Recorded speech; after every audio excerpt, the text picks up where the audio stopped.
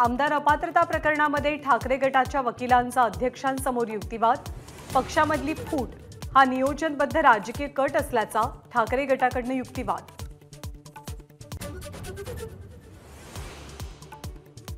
मराठा आरक्षण प्रश्नी मुख्यमंत्री शिंदेंच्या रामगिरी निवासस्थानी बैठक सुरू, उपमुख्यमंत्री देवेंद्र फडणवीस आणि अजित पवारही बैठकीला उपस्थित।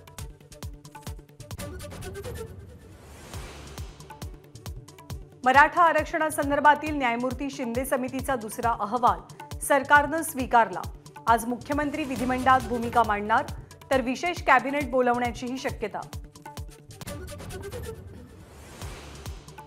अहमदनगरमध्ये निळवंडे कालवा फोडण्याचा प्रयत्न, आंदोलकांना रोखल्यानंतर कालव्याजवळ आंदोलकांसाठी या कालव्याचं सिमेंट काँक्रिटीकरण करण्याची मागणी।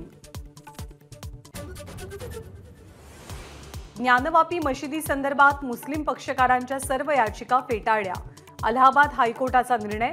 1991च्या दाव्याची सुनावणी 6 महिन्यात पूर्ण करावी, वाराणसी कोर्टाला सूचना।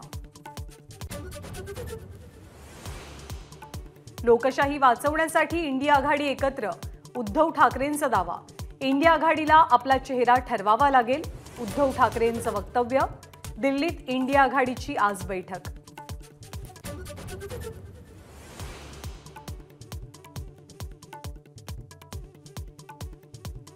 आरएसएसचा जातीनिहाय जनगणनेला विरोध,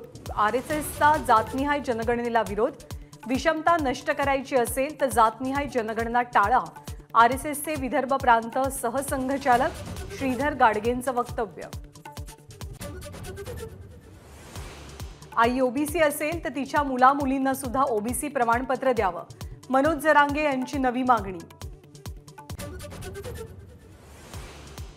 कापूस सोयाबीन यांच्या हमीभावाच्या मागणीसाठी रविकांत तुपकरांचा मोर्चा, महाराजबाग चौकामध्ये मोर्चा अडवत तुपकरांना पोलिसांनी ताब्यात घेतलं। राज्य सहकारी बँकेतल्या घोटाळ्याप्रकरणी प्राजक्त तनपुरेंसह अर्जुन खोतकरांना विशेष पीएमएलए कोर्टाची नोटीस, 12 जानेवारीला न्यायालयामध्ये हजर राहण्याचे आदेश। 92 खासदारांच्या निलंबनाविरोधात विरोधक आक्रमक, संसदेच्या दोनही सभागृहांच्या कामकाजावर बहिष्कार, पंतप्रधान आणि गृहमंत्र्यांनी निवेदन देण्याची मागणी। महाराष्ट्र लोकायुक्त विधेयक विधिमंडळाच्या दोनही सभागृहात संमत, मुख्यमंत्री आणि उपमुख्यमंत्रीही येणार लोकायुक्तांच्या कक्षेत, लोकायुक्तांना आता फौजदारी कारवाईचेही अधिकार।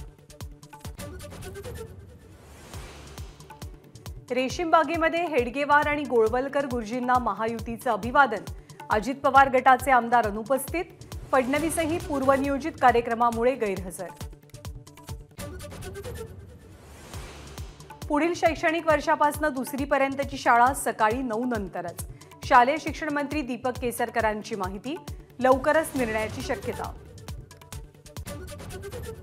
प्रिया सिंग हल्ल्याप्रकरणी अश्वजित गायकवाडला 18 तासातच जामीन मंजूर, अश्वजितच्या 2 सहकाऱ्यांचीही सुटका।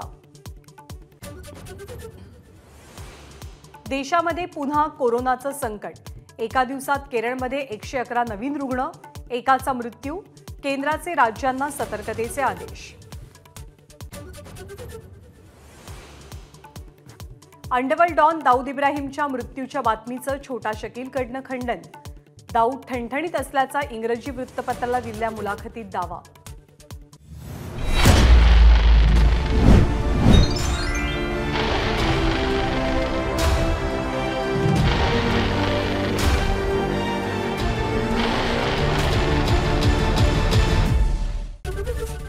एबीपी माझा, उघडा डोळे बघा नीट।